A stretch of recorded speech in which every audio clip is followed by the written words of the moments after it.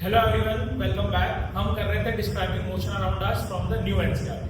अभी तक हमने डिस्टेंस, डिस्प्लेसमेंट पढ़ा और कुछ न्यूमेरिकल्स भी देखे थे। आज हम चैप्टर से आगे बढ़ते जा रहे हैं, बट अगर आपने पहले की वीडियोस नहीं देखी तो आप प्लीज उन्हें देखिएगा, अपने डाउट्स कमेंट्स में पूछेगा और फिर ही आगे बढ़िएगा। सिर्फ वीडियो देखने से चैप्टर और पढ़ाई नहीं होती, ये चीज ध्यान रखना। एवरेज वेलोसिटी की बात हो रही है। वेलोसिटी का मतलब होता है जब भी speed with direction. Speed is a scalar quantity. अब स्केलर क्वांटिटी क्या होती है मैंने बताया था, which has only magnitude and no direction. जब हम एवरेज वेलोसिटी निकालते हैं तो हम डिस्प्लेसमेंट को टाइम से डिवाइड करते हैं, पर जब हम एवरेज स्पीड निकालते हैं तो हम डिस्टेंस को टाइम से डिवाइड करते हैं। तो एवरेज स्पीड और एवरेज वेलोसिटी में जो डिफरेंस है उनमें एक में आता है डिस्प्लेसमेंट, एक में आता है डिस्टेंस। बट दोनों के अंदर denominator time interval and the instant point of time, they both are different. Instance या इंस्टेंट का मतलब होता है इस समय, इंस्टेंटेनियस, इस समय, एग्जैक्टली इस मोमेंट में। इंटरवल का मतलब है इस दौरान, मैंने गैप ले लिया है उसके बीच में। यहां पे लिखा है VAB is equal to S upon T। तो अब यहां पे जो भी क्वांटिटीज आएंगी, मैं चाहता हूं आप सब एक टेबल बना लें। उस टेबल में आप लोग हेडिंग डालेंगे। एक जगह आप लिखेंगे नेम, जो भी क्वांटिटी का नाम है, उसके बाद आप लिखेंगे उसका सिंबल और SI यूनिट। तो जैसे यहां पे आया डिस्प्लेसमेंट, तो आप लिखेंगे डिस्प्लेसमेंट, सिंबल इसका है S और SI यूनिट है M। ठीक है, डिस्प्लेसमेंट, डिस्टेंस, दोनों का SI यूनिट जो है वो मीटर ही है। चलिए आगे बढ़ते हैं। तो आप एक टेबल बना लीजिए, मैं उसका एक रफ यहां पे पेपर ही बना के दिखा देता हूं। आप लिखेंगे क्वांटिटी, SI यूनिट और सिंबल। ये टेबल आपको करने बहुत काम है। एवरेज वेलोसिटी का क्लियर कट मतलब है displacement upon time. The SI unit of average speed and average velocity are the same. क्यों भाई सेम क्यों है? क्योंकि दोनों के न्यूमरेटर में डिस्टेंस और डिस्प्लेसमेंट है, जिनका SI यूनिट सेम है, उनका सिंबल भी सेम है। दोनों के डिनोमिनेटर में टाइम इंटरवल है, जिसका SI यूनिट सेकंड है, तो metre per second. It is commonly measured in kilometres per hour. The ratio of change in one quantity to the corresponding change in the time is called rate of change। तो अगर simply बोला जाए, rate of change का मतलब है denominator में आपका आ रहा है टाइम, या कुछ भी हो सकता है, न्यूमरेटर कुछ भी हो सकता है, डिनोमिनेटर में टाइम है। अब हम देखेंगे कि rate of change of velocity क्या होता है। उससे पहले एक एग्जांपल है। Sarang takes 50 seconds to swim from one end to the other, और फिर वो वापस आ जाता है। अगर आपको टोटल डिस्टेंस निकालना है तो सारंग पहले इधर गया, फिर वापस आ गया, 25 गया, 25 वापस आया, 25 हो गया 50, टाइम उसे लगा 50 सेकेंड। तो उसकी एवरेज स्पीड का मैंने फॉर्मूला लगाया 1 metre per second. Average velocity, displacement. अब डिस्प्लेसमेंट कितनी है उसकी, स्टार्टिंग और फाइनल पॉइंट तो सेम है, डिस्प्लेसमेंट जीरो। अब कई बच्चे समझते हैं टाइम को भी हम माइनस करते हैं। नो, टाइम को हम इसमें माइनस नहीं करेंगे। टाइम इंटरवल एवरेज वेलोसिटी में हमेशा टोटल ही लेंगे जो हमने इसमें लिया था, एवरेज स्पीड में, ये माइनस नहीं। तो हमारे दो आंसर आ चुके हैं। जब भी आप कोई भी फिजिक्स का न्यूमेरिकल करेंगे, सबसे पहले आप ये लिखिए कि आपको गिवन क्या है, फिर आप लिखेंगे वी नो दैट, और उसमें फॉर्मूला लिखेंगे और फिर वैल्यूज डालेंगे। Pause and ponder. During a family road trip you drive 200 kilometre north in 3 hours and afterwards you drive 200 kilometre south in 2 hours. तो सिंपली सेइंग, अगर आप इस पॉइंट पे हैं तो आप पहले यहां गए नॉर्थ और फिर आप वापस आ गए साउथ। ठीक है, आपको निकालना है एवरेज स्पीड और average velocity for the entire train. ठीक है, एवरेज स्पीड टोटल डिस्टेंस 200 गए 200 आए 400, कितने घंटे लगे? पहले आपको लगे 3 घंटे, फिर आपको लगे 2 घंटे 5, which is 20 kilometre per our. Average velocity क्या होगी? सेम लॉजिक, सेम पॉइंट पे आप वापस आ रहे हैं, तो डिस्प्लेसमेंट कितनी हुई? 0। टाइम कितना हो? अब टाइम सेम रहेगा 5 घंटे। ये ध्यान, under what conditions magnitude of average velocity and of an object is equal to average speed. Speed और वेलोसिटी कब इक्वल होंगे? जब डिस्टेंस और डिस्प्लेसमेंट इक्वल होंगे। डिस्टेंस और डिस्प्लेसमेंट कब इक्वल होंगे? जब लीनियर मोशन होगा, जो हमने पिछले 2-3 वीडियोस में काफी अच्छे से कवर किया।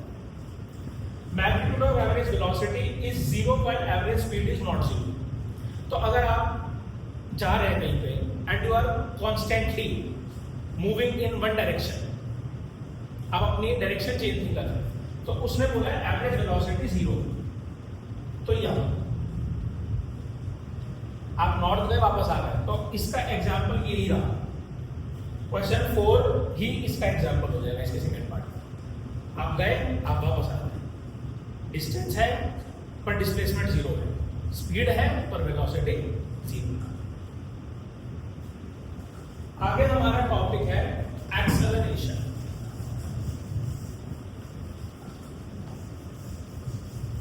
एक्सेलरेशन का मतलब होता है rate of change of velocity. इसका मतलब ये है, रेट का मतलब मैंने बताया था, ये डिनोमिनेटर में टाइम का मतलब होता है रेट। वेलोसिटी जो चेंज हो रही है with respect to time is called acceleration. Acceleration is change. तो आपको किसी भी चीज का चेंज निकालना है, तो what is the formula of change? वो चीज बाद में कितनी थी माइनस पहले कितनी थी, final minus initial upon time. ठीक है, फाइनल वेलोसिटी को हम रिप्रेजेंट करते हैं v से। तो अब आपका जो वो है टेबल है सिंबल्स वाली, उसमें आप लिख सकते हैं एक्सेलरेशन छोटा a, और ऐसा यूनिट एक्सेलरेशन का होता है मीटर पर सेकंड स्क्वायर। अब आपको बहुत सारे लोग बोलेंगे कि आप रट लीजिए, मैं आपको उसकी डेरिवेशन बताऊंगा। Final velocity is v। आपको लर्न कैसे करना है? v और u में से पहले आता है u अल्फाबेटिकली, तो इनिशियल u हो गया, फाइनल v हो गया। हाउएवर दोनों का ऐसा यूनिट सेम है। अब एक्सेलरेशन हो गया v minus you upon t2 minus t1। t2 minus t1 हमने इसलिए करा है कि पहले कितना टाइम लगा और बाद में कितना टाइम लगा, तो ऊपर दोनों वेलोसिटीज को माइनस कर दिया, उन वेलोसिटीज के बीच में जो टाइम था उसको मैंने डिनोमिनेटर में लिखा, दैट इज एक्सेलरेशन। तो अगर आप ध्यान से देखेंगे, एक्सेलरेशन हो गया v माइनस यू, इनका एक्सेलरेशन मीटर पर सेकंड, और डिनोमिनेटर में जो आंसर आएगा उसका भी एक्सेलरेशन है सेकंड। मतलब ये दोनों फ्रैक्शंस डिवाइड हो रहे हैं आपस में। इसका मतलब ये हो गया metre per second divided by second. जब भी ये डिवाइड होता है तो हम इसका रेसिप्रोकल कर देते हैं, तो this will be 1 upon second. So this will be metre upon second square. यहां से इसका ऐसा ही है। तो define acceleration, so basically it is the rate of change of velocity of an object during a given time interval. ऐसा unit is metre per second square. आप ऐसे भी लिख सकते हैं, आप ऐसे भी लिख सकते हैं, ऐसे भी लिख सकते हैं, तीनों राइट है।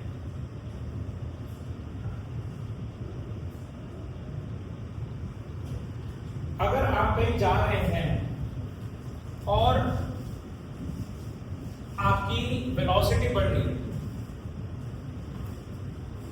मतलब आपकी एक्सेलरेशन बढ़ रही है, बट सपोज आपने ब्रेक्स लगा, अगर आपने कार इज स्लोइंग डाउन, आपने ब्रेक्स लगा दिया, कोई दिक्कत हो गई,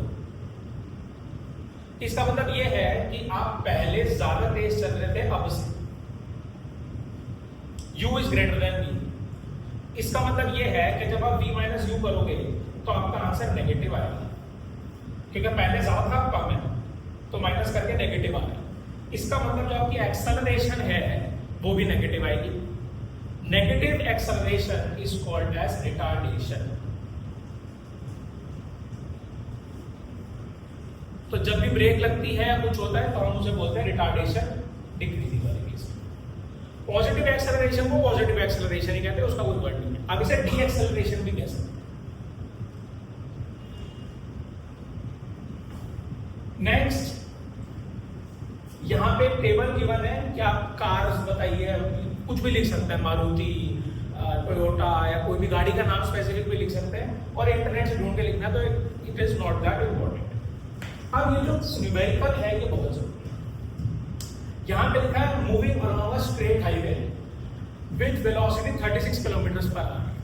देखिए वो चल रहा है इससे, दैट मींस गिवन के अंदर आप लिखेंगे u is equal to 36 kilometre per hour. ऐसा यूनिट है मीटर पर सेकेंड, तो किलोमीटर पर आवर को मीटर पर सेकेंड में कन्वर्ट करने के लिए हम मल्टीप्लाई करेंगे इसे बाय 5/18।